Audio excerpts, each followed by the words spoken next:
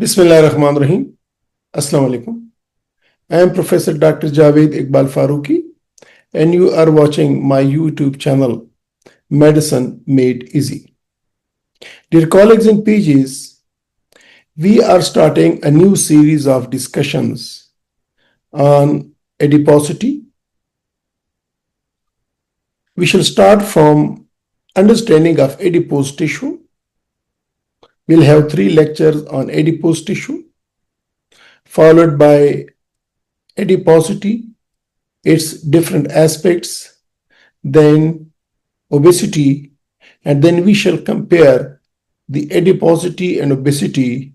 We shall understand what's the difference between these two. So in the first session of today, we are going to discuss adipose tissue, and today is the first session on understanding adipose tissue.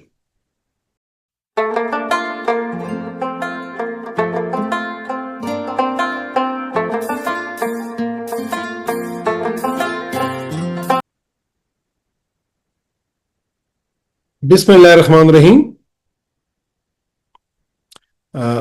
Today is the part 1 of our session on adipose tissue.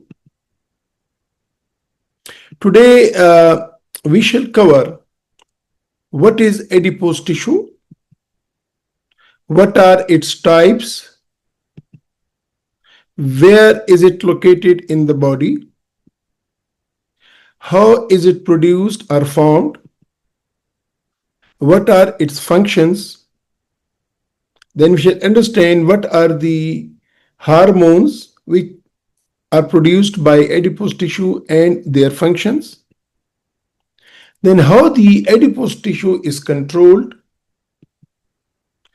What are the clinical relevance of adipose tissue, and how the amount or size of adipose tissue is measured. So we start from the first component. What is adipose tissue? Adipose tissue is a type of connective tissue that stores fat in the form of triglycerides. So it's a connective tissue which contains or which consists of triglycerides. It acts as the body's energy reserve, and it provides insulation and cushions vital organs. So this is the energy stored of the body, and energy is stored in the form of triglycerides. It is often referred simply as body fat. When we say somebody is having it's fatty, it means his or her energy reserve is in excess, or his or her body is containing a lot of triglycerides. What are its types? One is white adipose tissue. Second type of adipose tissue is brown adipose tissue. And the third is beige adipose tissue or bright cells. Let's understand what does that mean. The white adipose tissue is the most common type. It stores energy as fat, and it is found beneath the skin and around internal organs. So the fat beneath the skin and internal organs is white adipose tissue, and it stores energy.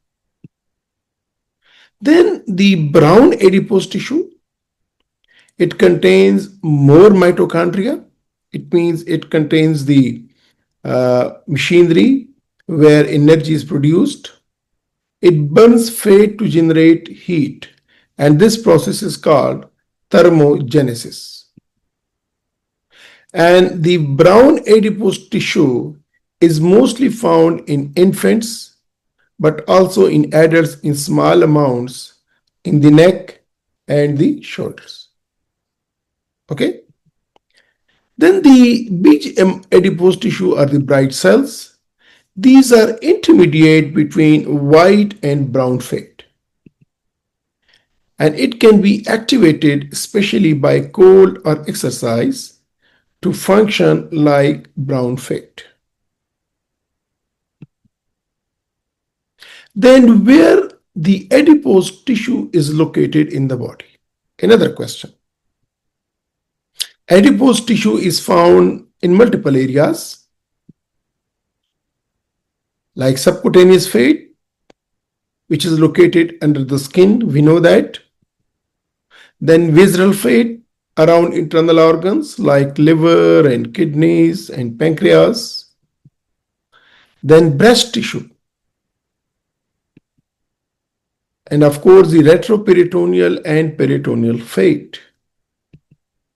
And intermuscular fat, that is between muscle groups. So these are the few sites in the body where the fat is located. And the bone marrow fat is another entity. So subcutaneous fat, visceral fat, breast tissue, retroperitoneal and perirenal fat, and the intermuscular fat and the bone marrow fat. How is it formed or produced? Adipose tissue is formed from mesenchymal stem cells, which differentiate into pre-adipocytes and then into mature adipocytes or fat cells. So mesenchymal stem cells, then pre-adipocytes, then adipocytes. This process is called adipogenesis and is influenced by hormones like insulin, cortisol, and PPAR gamma, that is the transcription factor. What are its functions? What are the functions of adipose tissue? Multiple functions. Energy storage. Adipose tissue stores excess energy as triglycerides. Whatever energy is left behind, the adipose tissue that stores as triglycerides. And then it is used whenever there is energy depletion, there is a lack of energy, then it is used. Then thermal insulation. Adipose tissue helps maintain body temperature.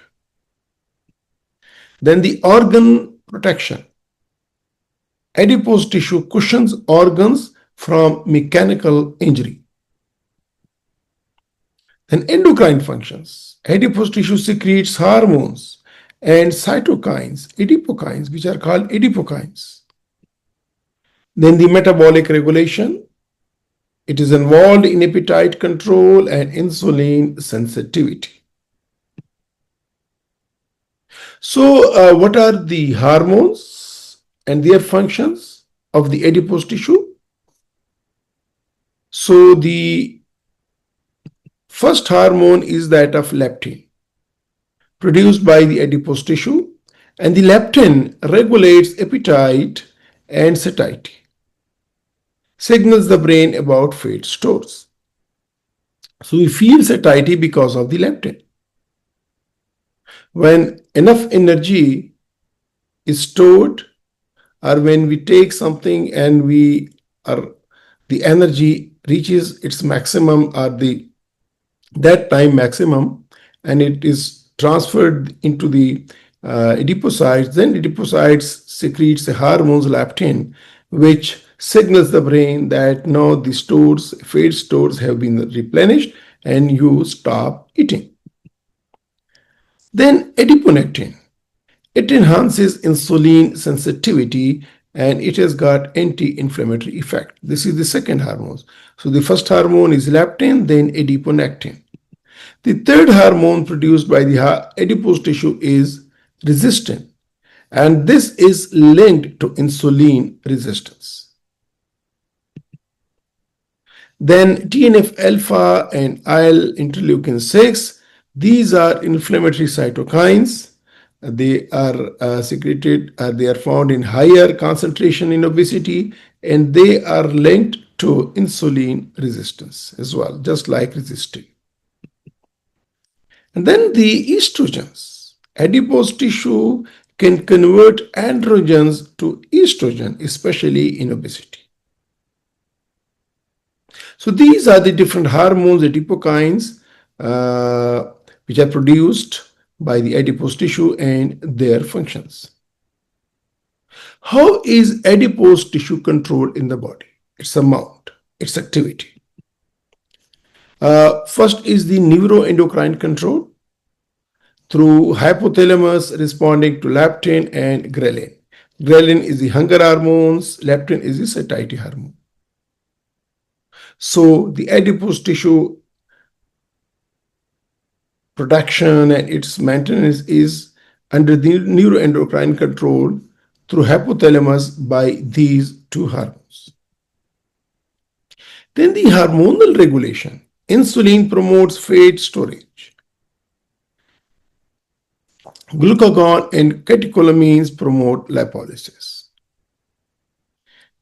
So the insulin and the glucagon secreted by the pancreas and catecholamines by the adrenals, they are giving hormonal regulation to adipose tissue. Insulin brings a lot of triglycerides, the fats to the fat storage of adipose tissue and increases its size, while glucagon and catecholamines they results in lipolysis and just the adipose tissue is broken down. Then the physical activity. The physical activity, walking, jogging, the gyms, other exercises, they reduce fat stores, enhances browning of adipose tissue. And we know that the brown adipose tissue is where it is being burned. The adipose tissue is burned because in the brown fat, the brown adipose tissue, there's a lot of mitochondria which burns the fat of the body. And then cold exposure. It activates brown and beige fat to produce heat. Why? What is its clinical relevance? Why we should be talking about the adipose tissue? And why we should be having a series on adipose tissue and adiposity? Because the excess adipose tissue or obesity is a risk factor for diabetes, hypertension, cardiovascular disease, MASLD, sleep apnea, and some cancers. And now this is called metabolic dysfunction, where the more and more adipose tissue is stored and less is used. Then deficiency of adipose tissue or lipodystrophy on the other side, against the other side of the obesity, it leads to insulin resistance, hypertriglyceridemia, and metabolic disturbances. Then visceral versus subcutaneous fat. Visceral fat is more metabolically active and dangerous than subcutaneous fat. And its role in inflammation. This is very, very important. In obesity, adipose tissue becomes inflamed, leading to metabolic syndrome and insulin resistance. So these are the reasons, these are the clinical relevance of adipose tissue. How is amount or size of adipose tissue measured? How we can understand how much amount of adipose tissue is there in some person? So the first method is BMI or body mass index. It's a crude measure of body fat based on height and weight. In the subsequent lectures, we shall see that high BMI does not necessarily mean high fat, and normal BMI does not exclude adiposity. Then the second method is waist circumference or waist hip ratio, and it indicates abdominal or visceral fat. The third method is skin fold thickness. It is measured using calipers at specific sites. We know that. Then the fourth method is bioelectrical impedance analysis, BIA, and it estimates body fat percentage using electrical currents. And then becomes the DEXA scan. It's a gold standard for body composition analysis. And MRI, CT scan are also there available, and this measures visceral versus subcutaneous fat precisely. So, dear colleagues and PGs, if you find this video useful, please like, share, and subscribe to my channel. Inshallah, next we shall have the second episode of our discussion on adipose tissue. As said in the intro, we have three sessions dedicated to understanding adipose tissue. And after this, completing these 3 sessions, we shall start our discussion on adiposity. So, till then, take care. Khuda Hafiz.